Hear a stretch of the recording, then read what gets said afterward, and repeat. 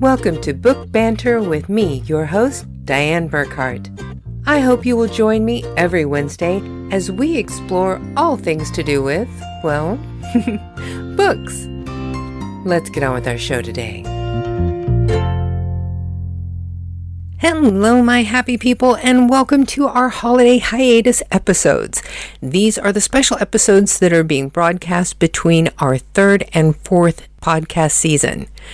Now, normally, in between our seasons, what we like to do is to just replay the best of episodes from the previous season as we get ready to start up the next one. But this year, we made our first trip to the Frankfurter Buchmesse in Frankfurt, Germany, which happens to be the largest publishing convention in the world. And we spoke to some fantastic people there and decided that instead of playing our best of episodes this year, we were going to share those interviews from the floor of the convention with all of you during that time. So for the next couple of weeks from December 18th, you will be hearing our special Frankfurter Buchmesse interviews during our holiday hiatus. And then, of course, Season 4 of Book Banter with Dianne Burckhardt, your book talk podcast, will start up again with new interviews on Wednesday, February 5th. But until then, let's get into today's interviews. I hope you like everything that we're bringing you over our hiatus, and be sure to come back for Season 4. Our first guest today is Kasey Rogers. She is the co-author of the book, I Know Why She Stayed, and one of the founders of IKnowWhySheStayed.org. We're back live with another interview from the Frankfurt Buchmesse. Can you please tell our listeners who you are and what you're here to promote? I am here. My name is Kasey Rogers. I am the author with a co-author named KJ Harrowick of a book called I Know Why She Stayed. And what we did was we created a nonprofit organization that's by the same name, IKnowWhySheStayed.org. And the idea is we're using our memoir to create a movement. We both experienced financial abuse in our lives, and it really changed the course of our lives. And we met. We're both authors. She designed the book cover of a work I did called The Color of Frost. And when we started talking, we both realized how much we had in common. So by forming this organization, what we're hoping to do is to help women unravel their own experiences by using our experiences to show them how it happens. Because when you're in these situations, you don't always see the big picture.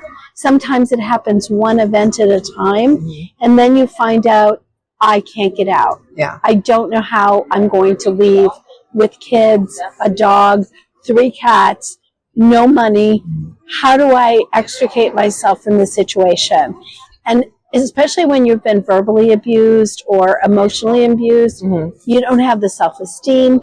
You don't know what you've experienced, and you don't understand how common it is. So we formed this nonprofit organization, and we're using material. We created a 4-pillar program that has a reader's guide. It breaks down the entire text to show people where the abuse is happening in the memoir, to give them an idea. Well, what's gaslighting? Well, this is an example of gaslighting. This is an example of belittling. This is an example of manipulation. Well, and sometimes that is so subtle, you don't realize that it's happening to you. Right. But subconsciously, it's still hitting you. Yes, exactly. I didn't realize it until the man that I was married to, I financed his career for the first 12 years of our marriage. And when we had children, and I left my career, my very lucrative career, to take care of my twins, all of a sudden the scenario changed. And he became very, very controlling, even more than he was. But I didn't realize that all those little things that he did were actually a lead up to what he finally did, which was basically control me financially. The best thing that ever happened to me was he wanted to move to Canada from the U.S., and we bought a property up there, and he wanted to open a business so that we could stop, our crazy life of commuting and stuff into Manhattan. So we bought a building to open up a cafe, and he moved 4 months later. back to the U.S., leaving me with 9-year-old twins and a new business. And it was the best thing that ever happened to me, because without him there, I didn't have him in my head all the time. Yeah. I didn't have him defining me as a person, as somebody that, like, he used to call me incompetent. He used to say I was weak. I was uneducated. All of these things that weren't true, but they seeped into my brain. And with him gone, I was able to reinvent myself and become strong again, so that by the time he forced us to move back to the U.S., I was ready to leave him. I tried to leave, but I couldn't because I had no money. Yeah. Because he destroyed my business. He bankrupted us when I was gone, and it was like in that recession era. So go get a job at Walmart. That was his solution. So by the time it ended, he was asking me for receipts for groceries. Oh my God. If he gave me $20 for gas, I want a receipt. Or if I was the one that bought the groceries, he wanted the change. But I didn't see it. Yeah. I didn't see it until I wrote about it. I didn't see it until I went through all the emails.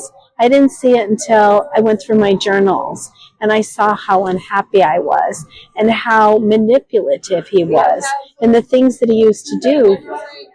And I finally realized the way he was able to do it was because of the money.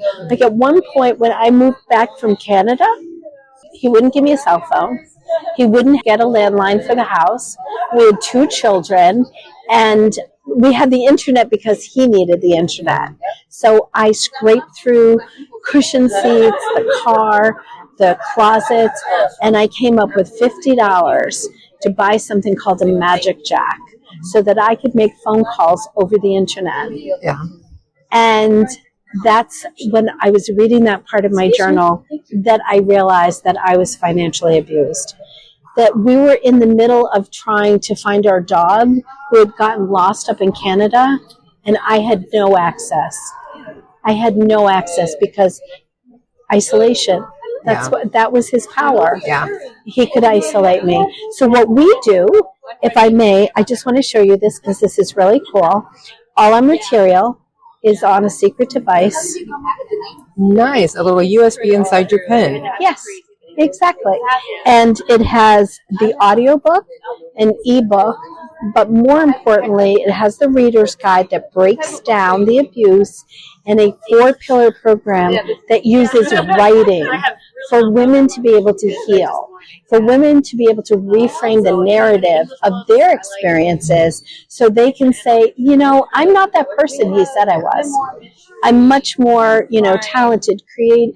I mean, women are just amazing, but we've had the narrative written. We've had our stories written for so many years. We have to reclaim our voices and our stories and tell them in the way that will empower other women. So now, if somebody want to get in touch with you, how can they find you and your work? So the name of our organization is called iknowwhyshestayed.org, and they can find me at Kasey with a K. So it's KASEY at iknowwhyshestayed.org. And they can also find us just on the web. We have a great website that was designed by one of my partners, Kat Harowick. And so all the information about an event that we're doing to raise funds so that women can get our materials for free, it's on there. It's called Authors Against Abuse. That's happening in April, right after the London Book Fair. Oh, nice. So we can take advantage of trying to get as many writers and people associated with the book industry involved, because we know how powerful writing is. Yeah. We know how powerful we are is if we work as a collective. And this is a global issue. This doesn't just happen in the U.S. This happens all over the world, and we want to empower writers in the way that, like, if somebody contributes a work, we want to be able to promote them. You know, how do you get in touch with this author? So we're empowering them, and they can empower us. That is absolutely fabulous. Thank you so much for taking this time to talk to us. Thank you. And for people to find you, we're going to have a live link in the description of today's podcast so that they can just click and go and find you and your work. Thank you so much. So there you have it, folks. The last interview that we have from the Frankfurter Buchmesse in Frankfurt, Germany, the world's largest book convention.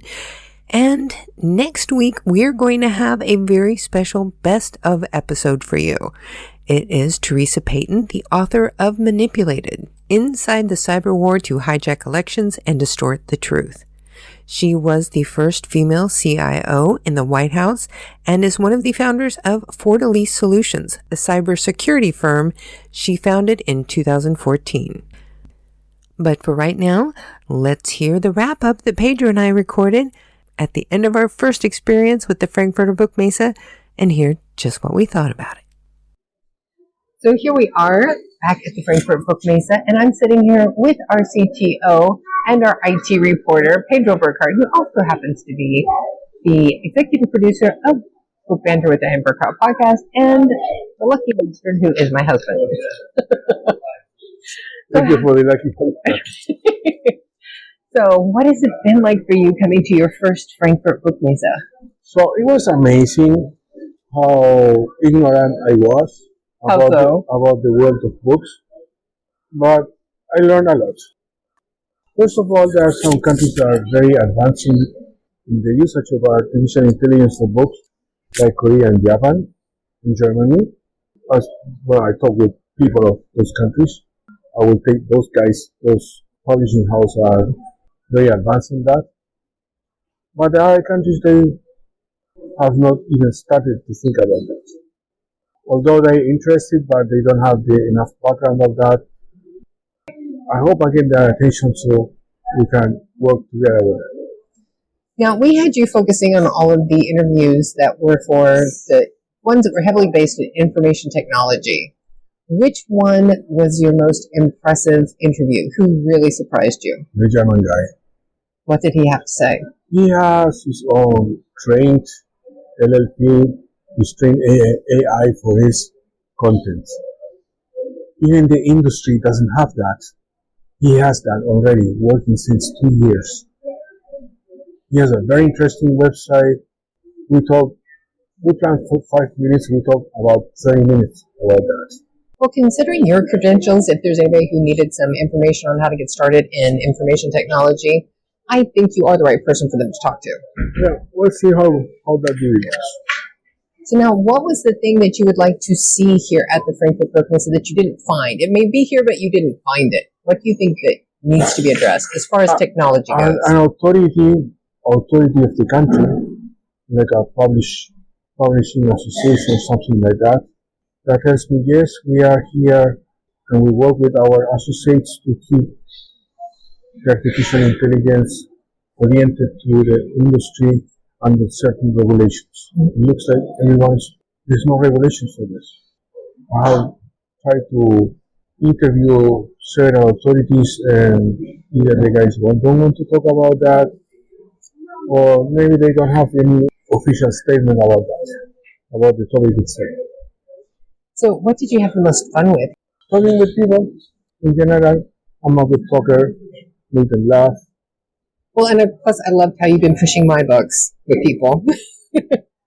That hasn't been the focus for me while I was here. I was more focused on interviewing people for the podcast and the magazine. But I love the fact that you were actually focused on pushing my books as well. Yes. You did that way better than I did. That's my job. But I have to say, I was so surprised. I ran into authors that I know, authors who have been on my podcast before, and I have met other authors that I would like to have on the podcast. I got to talk to publishers. I got to talk to industry professionals that I had never even been aware existed before the Frankfurt Buchmesse. This has turned out to be such a fantastic networking experience, and I cannot wait to see the people that I get to bring into season 4 of Book Banter with Dianne Burckhardt starting first week of February in 2025. And I'll be there.